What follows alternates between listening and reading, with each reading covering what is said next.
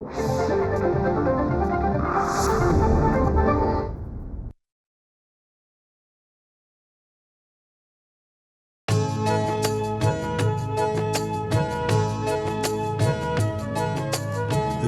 स्पंदन ठेवून नाती नूतन नित्य गुंफते ती.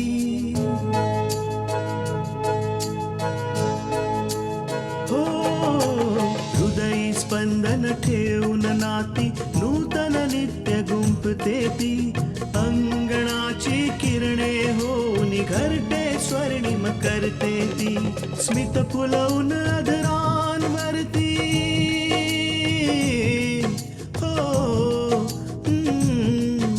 स्मित फुलवून अधरांवरती वेदनेत सुख देते ती. लेक वहिनी आई होऊन जीवन आभा होते ती. सुकन्या सुकन्या सुकन्या आमच्या कन्या. माझी अगदी खात्री झालीये की तू या घराला एकत्र ठेवशील. कुठे राहिला होता तुम्ही लोक? आम्ही केव्हापासून तुमची वाट बघतोय. अगं सामान घेण्यासाठी जागा मिळत नव्हती, मग आम्ही म्हणून आम्हाला वेगवेगळ्या ठिकाणी जाऊन सामान घ्यावं लागलं. देवाने इतकं सगळं दिलंय तुम्हाला. 3 वेळेस आरामात खाऊ शकता. उपाशी राहून काय फायदा? पूजा जरा हळू बोल. आईंनी जर हे ऐकलं तर त्या तुला कधी माफ नाही करणार.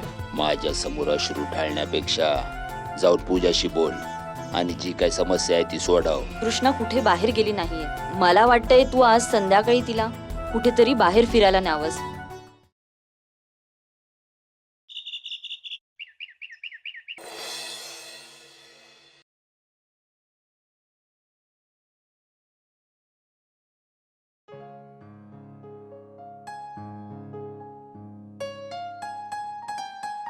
अपूर्व, एक गोष्ट विचारू तुम्हाला? हा विचार. तुम्हाला माझ्या बरोबर खरंच बाहेर यायचंय की तुम्ही काकूंच्या बोलण्याचा मान ठेवायला बोललात?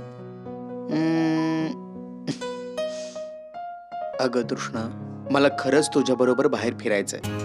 तुझ्यासोबत काही क्षण घालवायचे एकट्यामध्ये. अपूर्व, मला पूर्ण खात्री आहे की बाहेर फिरल्यामुळे आणि तुम्ही स्वतःला आनंदी ठेवल्यामुळे तुम्हाला खूप बरं वाटेल. असूही शकतं. ठीक आहे तृष्णा, संध्याकाळी तू ती साडी नेस जी मी तुला वाढदिवसाच्या वेळी दिली होती. ठीक आहे? हो, आणि नक्की. आठवणीने नेस, कारण आजकाल तू खूप विसरत चालली आहेस, खास करून मी सांगितलेल्या गोष्टी. त्यामुळे तीच साडी नेसायची. ओके?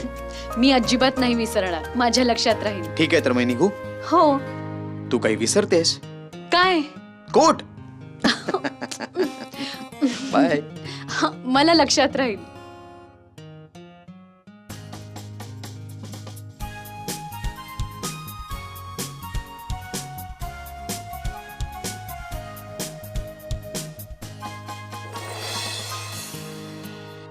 साडी तर इस्त्री केलेली आहे आणि आज संध्याकाळी मी हीच नेसेन.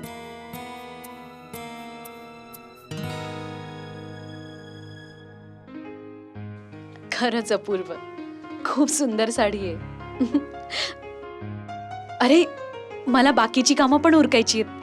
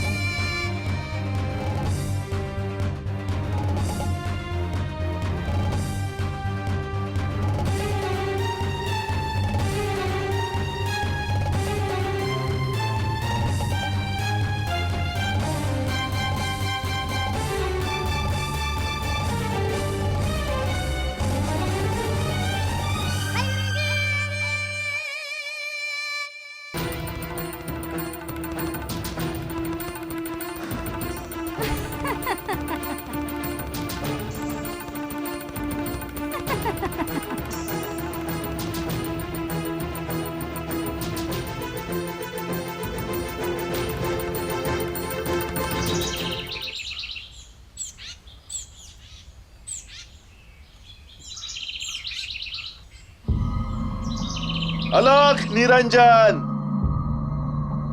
भिक्षा दे बाई, साधूला भिक्षा दे. अलख निरंजन. बरं झालं साधू महाराज आले. आईने जे दान करायला सामान ठेवलं होतं ते त्यांना देऊन टाकते.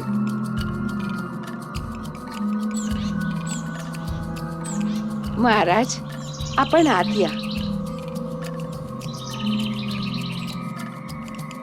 महाराज या या. अलख निरंजन.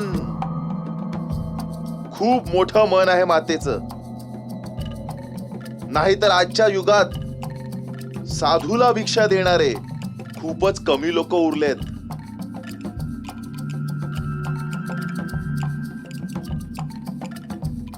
मातेच्या कपाळाच्या रेषा सांगतायत की माता कोणाची तरी गोष्ट जपतेय. मातेच्या घरी खूप दिवसानंतर एक पाहुणा आलाय, देवासारखा पाहुणा, ज्याने आनंद तर आणलाच आहे, सोबत जबाबदाऱ्याही आणल्या आहे. महाराज, आपण अगदी योग्य बोललात. आपण खरंच अंतर्ज्ञानी आहात. अलख निरंजन. महाराज, आमच्या घरी एक लहान मुलगी आली आहे. कोण जाणे कोणाची आहे, पण जोपर्यंत तिच्या घरचं कोणी भेटत नाही तोपर्यंत आम्ही तिची देखभाल करत आहोत. असं समजा की ती कुणाची तरी ठेव आहे. माते, साधू कधीच खोटं बोलत नाही. साधूचा आशीर्वाद मिळाल्यावर तिचे आई वडील सापडतील, सगळं व्यवस्थित होईल. कमला, राधाला आण जरा. हो बाईसाहेब, आले.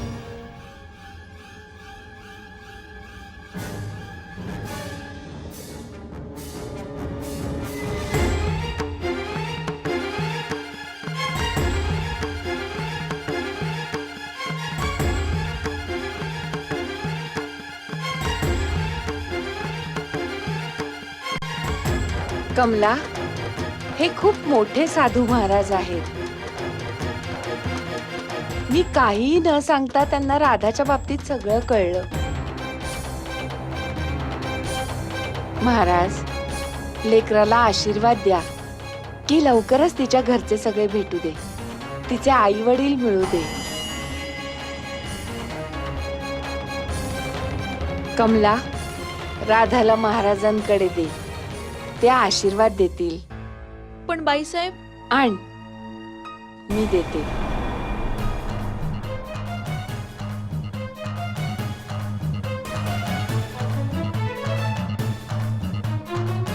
बाईसाहेब, आण, मी देते.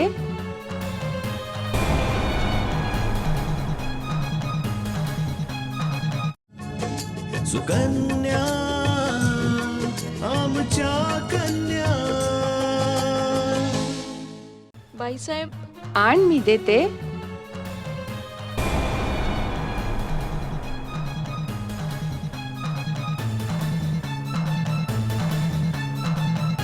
महाराज, राधाला आशीर्वाद द्या.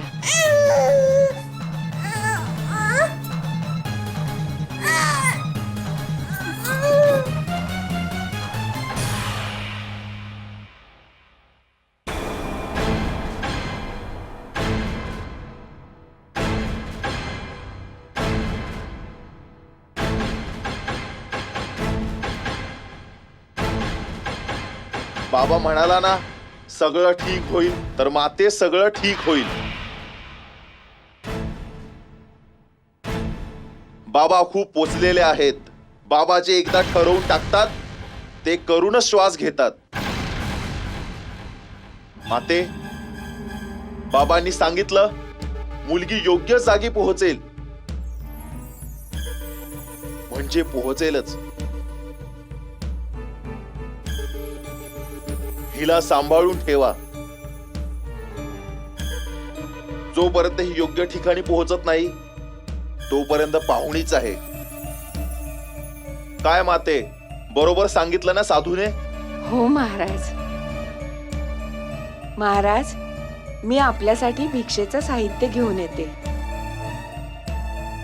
कमला, मी येईपर्यंत तू इथेच थांब. बाईसाहेब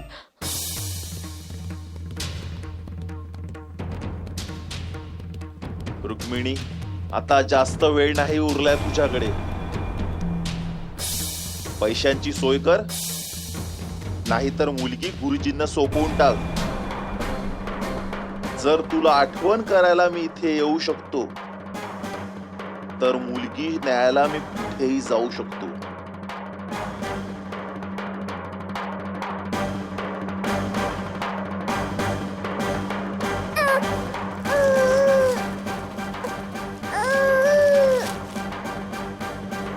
धन्यवाद माते.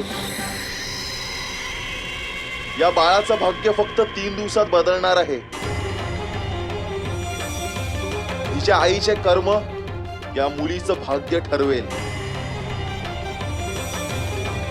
परमेश्वर या मुलीच्या आईला सद्बुद्धी देव. खूपच गोड मुलगी आहे.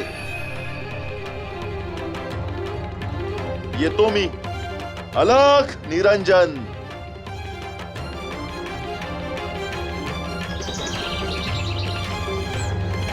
कमला, खरं सांगू, तुझं राधावरचं प्रेम बघून असं वाटतं की तूच तिची आई असावीस. निदान राधाला तिची आई, तिचं घर मिळालं असतं. बाईसाहेब, भाग्याहून मोठं काहीच नसतं. जर नशिबात आई वडिलांचं सुखच नसेल ना, तर आपल्या आई वडिलांचंही प्रेम नाही मिळत. आणि जर नशिबात प्रेम लिहिलेलं असेल तर परक्यांकडून सुद्धा सख्या नात्याचं प्रेम मिळतं. तुला तुझ्या मुलीची खूप आठवण येत असेल ना?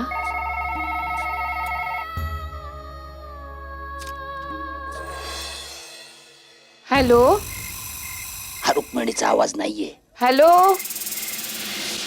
हॅलो, तुमच्या घरात जी मोलकरीण आहे ना, तिला जरा फोन द्याल का? तिला सांगा तिच्या घरातून फोन आलाय. हो. कमला, तुझ्यासाठी फोन आहे. माझ्यासाठी? हो, तुझ्या घरून फोन आहे. हॅलो. रुक्मिणी, मी परमानंद बोलतोय.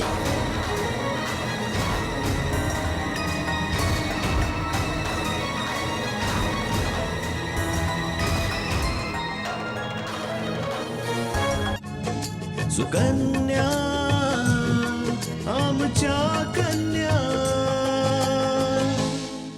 रुक्मिणी, मी परमानंद बोलतोय.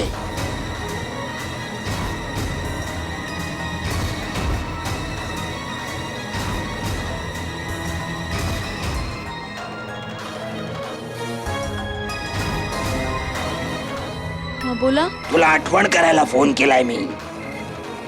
आता तुला 15 लाख देण्यासाठी तुझ्याकडे जास्त वेळ नाही उरलाय. असं नको व्हायला की मुलीच्या प्रेमातून तू मला पुन्हा एकदा धोका देशील. रुक्मिणी, तू जगाच्या कुठल्याही कोपऱ्यात असशील ना, तरी मी तुला शोधून काढेन. हो. हो. आणि हो, पैसे घेऊन आश्रमात यायची गरज नाहीये, कारण मी माझं ठिकाण बदललंय. पैसे घेऊन कधी कुठे यायचंय ते मी तुला नंतर फोन करून सांगेन. समजलेस? हो. काय झालं कमला? सगळं ठीक आहे ना? हो बाईसाहेब, ते खरं तर माझ्या आईची तब्येत खूप बिघडली आणि मला ताबडतोब घरी जावं लागेल. तू जा कमला, पण लवकर परत ये, कारण आकांक्षा सुद्धा नाहीये. आणि जर राधा रडायला लागली तर मी तिला सांभाळू शकणार नाही. हो बाईसाहेब.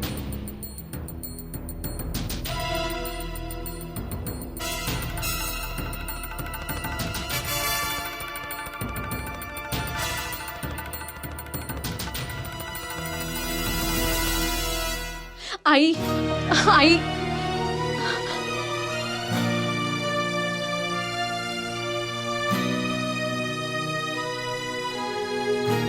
काहीही म्हण कृष्णा, माझ्या अपूर्वची पसंत खूप चांगली आहे. बघ तरी किती सुंदर साडी आहे.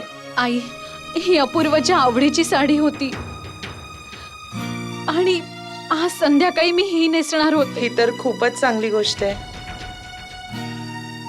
बरं आहे, अपूर्वने आपली इच्छा तर सांगितली तुला.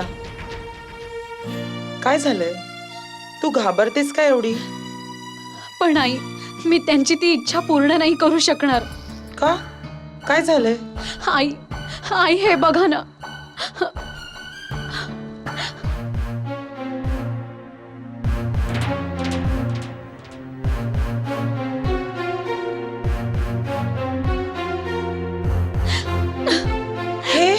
हे कसं झालं?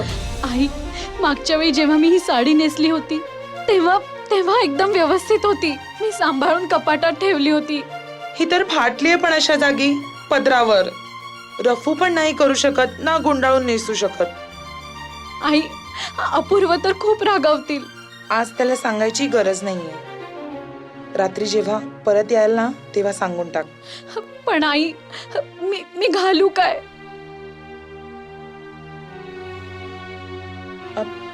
तृष्णा, तुला काळजी करायची गरज नाहीये. अपूर्वने मला स्वतः पसंत करून एक साडी घेतली होती. तू ती नेसून जा. मी अजूनही ती साडी नेसली नाहीये. आई, अपूर्व खूप रागवतील. नाही रागवणार. सर्वात महत्वाचं आहे तुझं तयार होऊन जाणं. जा, छानपैकी तयार हो. असं व्हायला नको की तो घरी येईल आणि तुझी तयारी बाकी असेल. हो आई.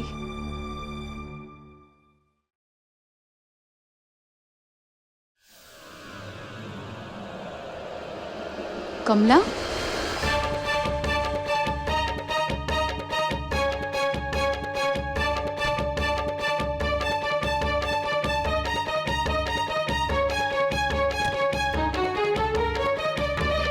कमला, कमला,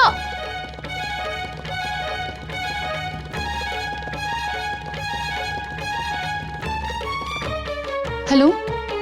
हा बोल आकांक्षा. आई, कमला घरी आहे? नाही, तिच्या घरून फोन आला होता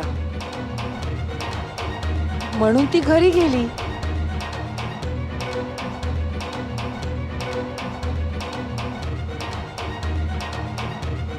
याचा अर्थ ही कमलाच होती. सुकन्या आमच्या कन्या.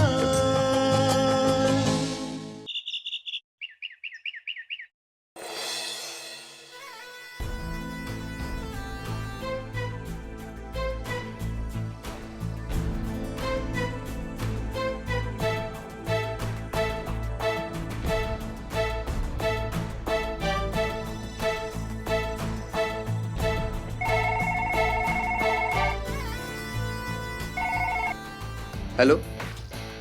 मी तुम्हाला डिस्टर्ब तर नाही केलं ना? नाही विद्या, बोल ना, काय झालं? आणि जरी केलं असेल ना तरी संध्याकाळपर्यंत सगळं काम आटोपून घ्या. नाही बिंदिया, मी एवढा पण काही खास बिझी नाहीये. बोल ना, काय झालं? लक्षात आहे ना तुम्हाला, आज तुम्हाला तृष्णा बरोबर बाहेर फिरायला जायचंय. बिंदिया, ही गोष्ट मी कशी काय विसरू शकतो? तुम्हाला माहिती अपूर्व, तृष्णा किती खुश आहे. तिने तर संध्याकाळी तुमच्या बरोबर जाण्याची तयारी आतापासूनच सुरू केली आहे. तुम्ही गिफ्ट केलेली साडी, ज्वेलरी सगळं काही काढून ठेवलंय तिने. हीच गोष्ट तर मला तृष्णाची खूप आवडते. जेव्हा तिला कळते की मला ही गोष्ट खूप पसंत आहे, मग ती गोष्ट करतेच. अच्छा अच्छा, म्हणून आज ती तुम्ही गिफ्ट केलेली साडी नेसते. खरंच अपूर्व, आज मी तुमच्यासाठी खूप खुश आहे.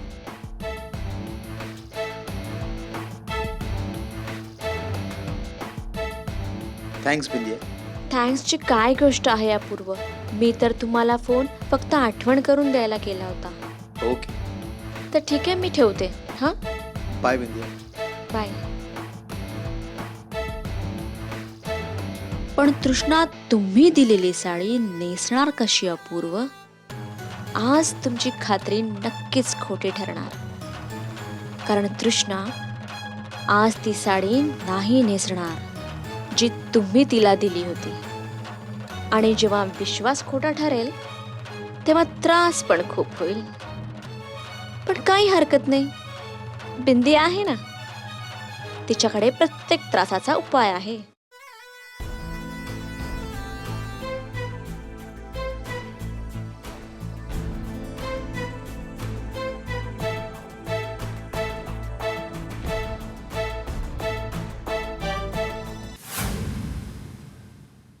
हो स्मित फुलवून आदरांवरती वेदनेत सुख देते ती लेक वहिनी आई होऊन जीवन आभा होते ती सुकन्या सुकन्या सुकन्या आमच्या कन्या.